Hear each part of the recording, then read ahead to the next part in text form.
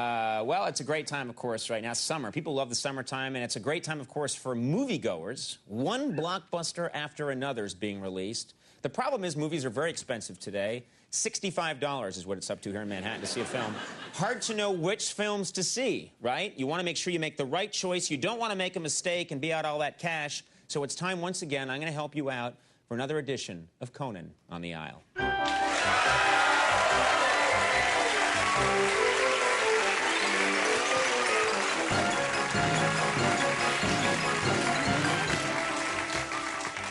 It's an annoying song. All right, here we go. Our first feature is Superman Returns. Now, a lot of people have probably already seen this movie. I realize that the Superman story has been told many times, and it's understandable that the producers were looking for a way to make their movie different.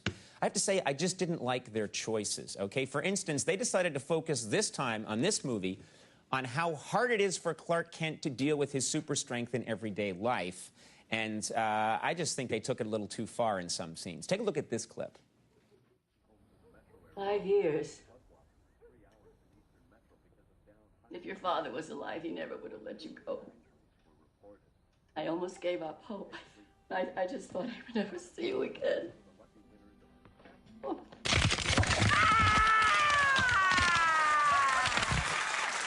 Oh, yeah. See.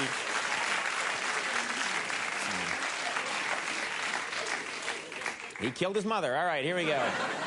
Terrible, terrible. People hate that part of the movie. All right, our next feature is An Inconvenient Truth. It's the important documentary about global warming featuring Al Gore. Now, the film hasn't made much of a dent at the box office, and I think the reason is that the movie's trailer gets very tedious and repetitive. Take a look at this clip. Scientific consensus is that we are causing global warming. I am Al Gore. I used to be the next president of the United States of America. This is Patagonia 75 years ago, and the same glacier today. This is Mount Kilimanjaro 30 years ago, and last year. This is a half-gallon of ice cream last week, and here it is today. This is the small TV guide from last year. And here's the larger TV guide this year. Here's porn star Ron Jeremy in 1979. And here he is today. My, how the old hedgehog has changed. It just goes on and on. All right, our next feature is Pirates of the Caribbean, Dead Man's Chest. This is the summer's biggest blockbuster. Everyone's talking about this film. One reason it's so much fun is the rousing score by veteran Hollywood composer Hans Zimmer. He's the best.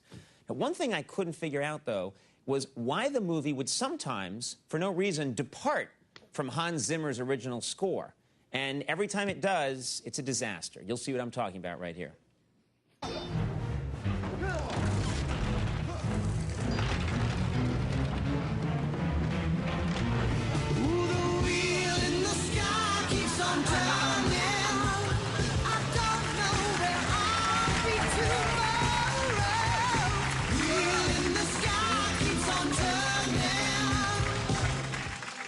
Our next feature is The Devil Wears... Exactly. Our next feature is The Devil Wears Prada.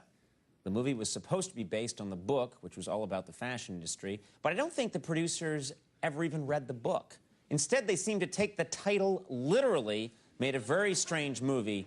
Take a look. I mean, I have no idea why Miranda hired her. Me neither. The other day we were in the beauty department and she held up the swimwear eyelash curler and said, "What is this?" I mean, I just knew from the moment I saw her she was going to be a complete and utter disaster.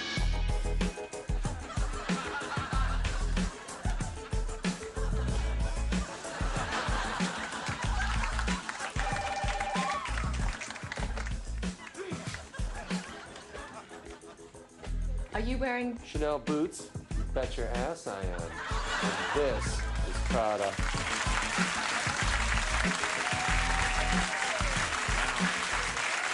That's a cool devil. That is a cool downtown devil. All right. Our next feature is The Lake House. Now, this was supposed to be a simple love story starring Sandra Bullock and Keanu Reeves. But the screenwriter has added a twist. You see, Sandra Bullock and Keanu Reeves exist in different times. So they never meet, but they can still magically communicate. Now, it may sound convoluted, even stupid, but it's not. It's very romantic, and their time-traveling correspondence is very clearly explained in an opening song that explains everything. Take a look. Magic mailbox that sends letters through time. She writes a letter and puts it in the mailbox. Suddenly it's 2 years later, he gets that letter and he writes her back, puts his letter in the mailbox. Suddenly it's 2 years earlier. They keep writing back and forth, they're always 2 years apart, but still they fall in love through the magic mailbox. That song, without that song, I'd have been lost. All right, our last feature is Cars. It's the latest in a long line of computer-animated hits from Pixar. Well, I love Pixar's movies. We all do. But ultimately, these movies are for little kids. They're supposed to be for kids. I think Pixar lost sight of that in this latest movie. Take a look at this clip from Cars. You'll see what I mean. Welcome, stranger. Heard you just moved into town. Yep, and the law requires me to tell you I'm a registered sex offender. Stay away from us or I'll kill you. Daddy, wait for me! It's a very strange story. All right, everybody, we'll take a little break. And stick around. Uma Thurman coming up in just a bit.